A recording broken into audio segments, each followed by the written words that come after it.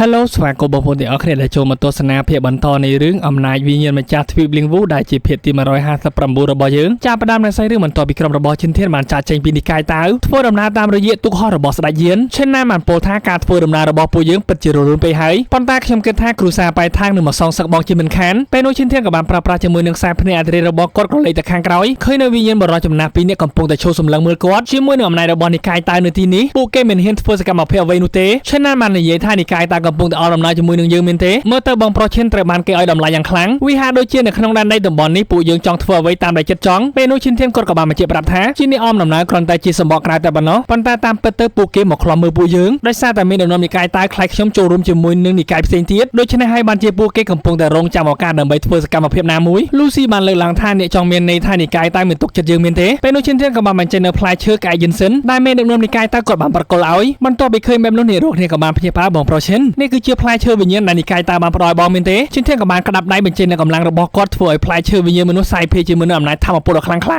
គ្របដណ្ដប់ទៅលើពួកគាត់ទាំង4នាក់ដែលយើងក៏បានឃើញអំណាចប្រលឹងវិញ្ញាណជាច្រើនរាប់ពាន់កំពុងតែហោះប្រតិសិនចំណែកឈិនណាភ្ញាក់ផ្អើលហាមាត់យ៉ាងធំដោយសារតែពួកវាបានមកលឺនៅសំឡេងទីរក់ជាច្រើនក្រឡេកមកមើលឈិនធានម្ដងទៀតគាត់ក៏បានដឹងថាផ្លែឈើមួយនេះហេតុអ្វីបានជាមាននៅធម៌ពលវិញ្ញាណអាក្រក់យ៉ាងខ្លាំងលាក់ទុកនៅខាងក្នុងលូស៊ីនាងក៏បានពោលថាវាហាក់ដូចជាកំហឹងរបស់ទីរក់តាមពិតទៅនិកាយតាវពិតជាអាក្រក់ណាស់ឈិនធានមិនបាននិយាយអ្វីនោះទេកំតិចនៅផ្លែឈើវិញ្ញាណចោលព្រឹទ្ធាចារ្យប៊ូគូបាននិយាយថាវូឈិនបន្ទាប់ពីនេះតែការអាណាចក្រសម្ងាត់នៃដែនដីចូលប្រយ័ត្នចំពោះមនុស្សមកពីនិកាយតាវឈិនធានគាត់ក៏បានលើកឡើងថាពេលនេះពួកយើងបានមកដល់ទឹកដីទីក្រុងថ្ងៃលិចហើយខ្ញុំនឹងត្រឡប់ទៅមើលគ្នារបស់ខ្ញុំជាមុនសិនបន្ទាប់មកចាំពួកយើងជួបគ្នាម្ដងទៀតនៅពេលក្រោយហើយសាច់រឿងក៏បានកាត់មកជ្រុំមកខាងទៀតឲ្យយើងបានឃើញមាននៅក្រេស្នៃមួយកំពុងតែហោះនៅលើអាកាសអមជាមួយនឹងកូនចៅ3 4នាក់ដែលម្នាក់ជិះក្រេស្នៃអោបនៅស្រីស្អាតនៅក្នុងដៃមានឈ្មោះថាណាឡាធាគឺជាព្រះរាជបុត្រនៅក្នុងអាណាចក្រធានវូតើយើងចំណាយពេលប្រមាណទៀតទើបដល់ក្រុងថ្ងៃលិចពេលនោះទីហ៊ានម្នាក់ក៏បានចូលមកធ្វើការគោរពប្រាប់ថាបាទពួកយើងនឹងទៅដល់ទីនោះក្នុងពេលឆាប់ៗនេះប៉ុន្តែវាគ្រាន់តែថាពួកចាស់ៗទៅនោះបានមករៀបពួកយើងមើលទៅដូចជាពួកគេមានចេតនាមិនបរិសុទ្ធនោះទេខ្ញុំខ្លាចថាពួកគេមានបំណងអាក្រក់មកលើពួកយើងបន្ទាប់ពីស្ដាប់ឮបែបនោះព្រះអង្គម្ចាស់ណាឡាធាក៏បានខឹងពួកសម្រាប់មួយវងយ៉ាងណាក៏ដោយពួកគេគ្រាន់តែជាសត្វមុនមួយវងដែលជិតដល់ពេលដែលខ្ញុំត្រូវសម្លាប់ចោលខណៈពេលនោះផងដែរយើងក៏បានឃើញមនុស្សមួយក្រុមបានបង្ហាញខ្លួនកាក់មុខទៅលើព្រះអង្គម្ចាស់ណាឡាធាដែលគឺជាក្រុមព្រឹទ្ធាចារ្យព្រឹទ្ធាយេប៊ូយ៉ានិងស្រីស្នេហ៍របស់ឈិនធានយុនហើយនៅអ្នកដទៃទៀតដោយព្រឹទ្ធាចារ្យមេធំម្នាក់បាននិយាយថាណាឡាធា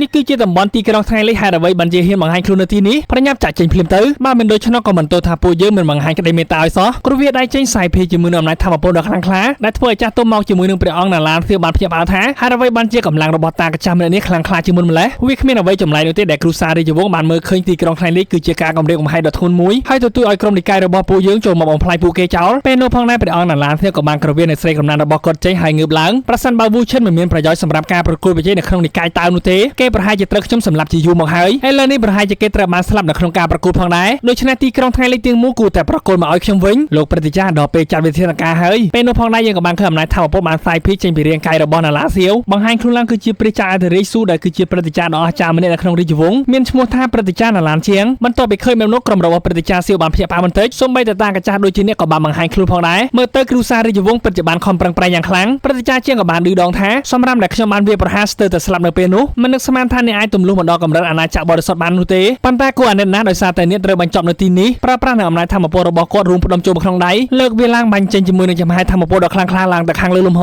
នៅក្នុងថ្ងៃនេះខ្ញុំនឹងកំទេចទីក្រុងថ្ងៃលិចឲ្យរៀបដល់ដីបញ្ជាចូលមកវាប្រហារពេលនោះអំណាចធម៌ពលពូមានដ៏ខ្លាំងក្លាបានវាបំបែកចេញតែម្ដងពួកឯងពិតជាចង់កំទេចទីក្រុងថ្ងៃលិចមែនទេតើបានសុំការអនុញ្ញាតពីខ្ញុំហើយឬនៅពេលនោះផងដែរសម្ពាធនៃធម៌ពលដ៏ខ្លាំងក្លាបានទម្លាក់ចុះមកធ្វើនាងរੂគ្នាក៏បានធ្លាក់ប៉ាំងទៅខាងក្រោមត្រង់មិនរួចទេប្រកាប់មុខភីងនៅសល់តែព្រឹទ្ធាចារ្យជាងដែលគាត់បានបើកជាមួយនឹងខែធម៌ពលរបស់គាត់ដើម្បីទប់រងព្យាយាមខ្លាំងប៉ុណ្ណាក៏ដោយនៅតែមិនគ្រប់គ្រាន់វាក៏ត្រូវបានបែកធ្លាក់ចុះមកខាងក្រោមដូចគ្នាលុតជង្គង់មួយខាងងើយមុខឡើងស៊ូថាតើឯងគឺជាអ្នកណាឃើញតែរៀងជាមួយនឹងឈុតពណ៌សប្រហែលជាអ្នកទាំងអស់គ្នាបានស្គាល់ហើយគាត់គឺជាឈិនធានបោះមួយជំហានសាយភីជាមួយនឹងកម្លាំងធម៌ពលដ៏ខ្លាំងក្លាទឹកមុខរៀបស្មាគាត់ក៏បានបន្ថែមជាមួយនឹងសម្ពាធធម៌ពលធ្វើឲ្យព្រឹទ្ធាចារ្យជាងឡើងផ្កាប់មុខចំណែកព្រឹទ្ធាយាយម្នាក់នោះក៏បានងើយមុខឡើងស្គាល់ថានោះគឺជាវូឈិនវាពិតជាគេមែនក្រែងគេត្រូវបានប្រមាញ់ដោយអ្នកខ្លាំងម្នាក់មកពីអាណាចក្រគុននេះប៉ុន្តែហេតុអ្វីបានជាគេនៅមានជីវិតមកដល់ទីនេះថែមទាំងកម្លាំងធម៌ពលបច្ចុប្បន្នរបស់គេគឺខ្លាំងក្លាណាស់ឈិនធានបានសួរថាមុននឹងតើអ្នកណានិយាយថាចង់បំផ្លាញទីក្រុងថ្ងៃលិចរបស់ខ្ញុំពេលនោះផងដែរព្រឹទ្ធាចារ្យជាងក៏បានព្យាយាមងើបឡើងបំផ្ទុនអំណាចធម៌ពលរបស់គាត់កំទេចនៅសម្ពាធធម៌ពលរបស់ឈិនធានដូច្នេះឯងគឺជាវូឈិនល្អណាស់នៅក្នុងថ្ងៃនេះខ្ញុំនឹងយកក្បាលរបស់ឯងហោះឡើងទៅខាងលើប្រើប្រាស់ជាមួយនឹងអំណាចធម៌ពលរបស់គាត់វាចេញទៅលេចចេញជាមួយនឹងកំដាប់ដៃឡើងប្រប៉ាន់ណានៃពេលនោះផងដែរឈិនធានក៏បានញញឹមក្រវែងដៃតែបន្តិចលេចចេញជាមួយនឹងចំហាយធម៌ពលដ៏មុតស្រួយរបស់គាត់ទប់រងបន្តិចវាក៏បានផ្ទុះទៀងបំបែកនៅកំដាប់ដៃដ៏ធំមួយនោះបន្តចូលចំកណ្ដាលមុខព្រឹទ្ធាចារ្យជាងឡើងខ្ទេចប៉ើងអូផ្កាំមុខនឹងដៃឡើងហុយជោគជាមួយនឹងអំណាចកម្លាំងធម៌ពលខ្សោយបែបនេះអ្នក ហ៊ាននិយាយដោយភាពអួតអាងបែបនេះមែនទេ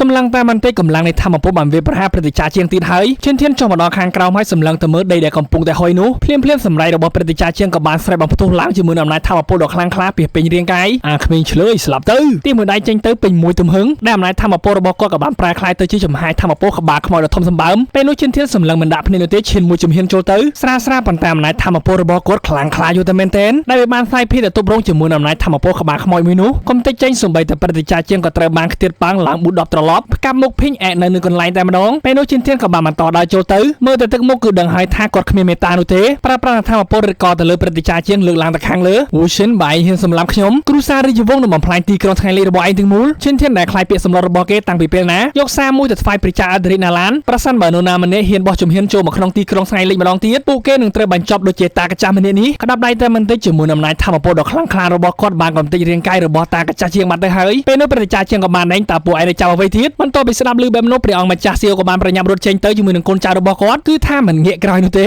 កាត់មកព្រះអង្គម្ចាស់ណាឡានបន្ទាប់ពីគាត់បានដឹងពីព័ត៌មាននោះហើយខឹងយ៉ាងខ្លាំងវូឈិនពិតជាបានជាប់ចំណាត់ថ្នាក់លេខ1នៅក្នុងការប្រកួតប្រជែងនៃនិកាយតើមែនទេគ្រូសារាជវង្សរបស់ខ្ញុំបានបញ្ជាឲ្យសម្លាប់គ្រូសាឈិនតាំងពីពេលនោះឥឡូវនេះទីក្រុងថៃលេខបានគោរពស្រឡាញ់គេទាំងស្រុងបើយើងទុកឲ្យអាក្មេងម្នាក់នោះនៅលូតលាស់បន្តមិនយូរមិនឆាប់វានឹងមកព្រោះរលំរាជវង្សណាឡានរបស់យើងជាមិនខានពេលនោះផងណាសម្លេងរបស់បពាបរោះម្នាក់ក៏បានមកលឺឡើងយ៉ាងណាមិញគេមិនបានធ្វើឲ្យខ្ញុំខកចិត្តនោះទេបង្ហាញខ្លួនឡើងព្រះអង្គម្ចាស់ក៏បានភ្ញាក់ផ្អើលបពាបរោះណាឡានស៊ូនៅទីបំផុតបពាបរោះបានចេញមកវិញហើយបពាបរោះណាឡានស៊ូបានប្រាប់ថាអ្នកអាចចាប់ផ្ដើមរៀបចំផែនការបានធ្វើការគោរពបានបពាបរោះរួចហើយគាត់ក៏បានដើរចាក់ចេញទៅពេលនោះបពាបរោះណាឡានស៊ូក៏បានស្ដាយបន្តិចឈិនធានខ្ញុំបានប្រាប់ឯងម្ដងហើយរាងកាយរបស់ឯងគឺជារបស់ខ្ញុំឥឡូវនេះពេលវេលាក៏បានមកដល់ផងដែរក្រឡេកមកស្រឡាឆោទៀនដែលព្រះអង្គម្ចាស់ទី3ណាឡានសៀងធានតែងតែនៅទីនោះហើយយើងក៏បានឃើញព្រះនាងណាឡានយុនសាងក៏បានប្រញាប់រត់ចូលមកបងប្រុសខ្ញុំបានឮថាវូឈិនបានត្រឡប់មកវិញដោយសុវត្ថិភាពណាឡានសៀងធានគាត់ក៏បានតបទៅវិញថាមិនត្រឹមតែគាត់បានត្រឡប់មកវិញនោះទេប៉ុន្តែគាត់ក៏បានជាប់លេខ1នៅក្នុងការប្រកួតប្រជែងនៃនិកាយតៅផងដែរម្យ៉ាងទៀតពុកបានចេញប្រសាសន៍ថានឹងរៀបចំអាពាហ៍ពិពាហ៍សម្រាប់អ្នកទាំងពីរ